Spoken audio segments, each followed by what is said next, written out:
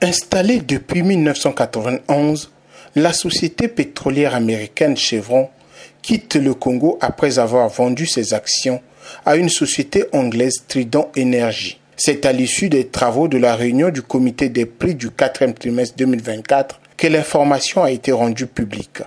En effet, une cérémonie célébrant la transition entre les deux sociétés a été organisée en présence de Bruno Jean-Richard Itoa, ministre congolais des hydrocarbures et des directeurs généraux des dites sociétés. Nous voyons aussi arriver un nouvel acteur, Trident Energy, et nous ne pouvons que nous réjouir de voir que le Congo continue à intéresser des sociétés pétrolières de qualité.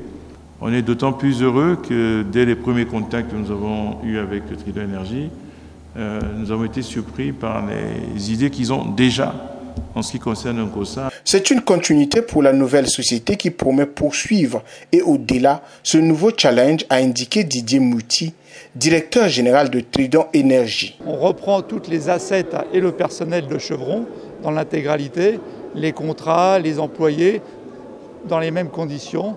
Donc c'est une continuité avec Chevron d'un point de vue structurel et emploi.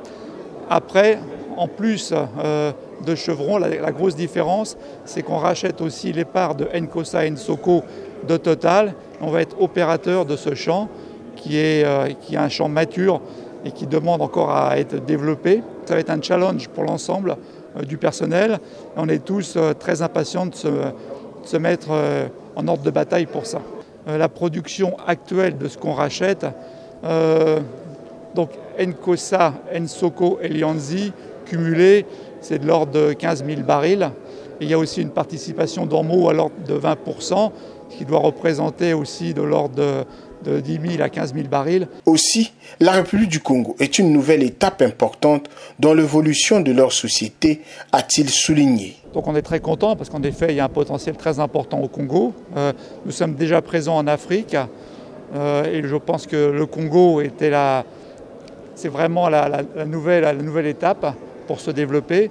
Il y a un potentiel important. Les assiettes qu'on le reprend sont très intéressantes parce qu'il y a encore des choses à faire.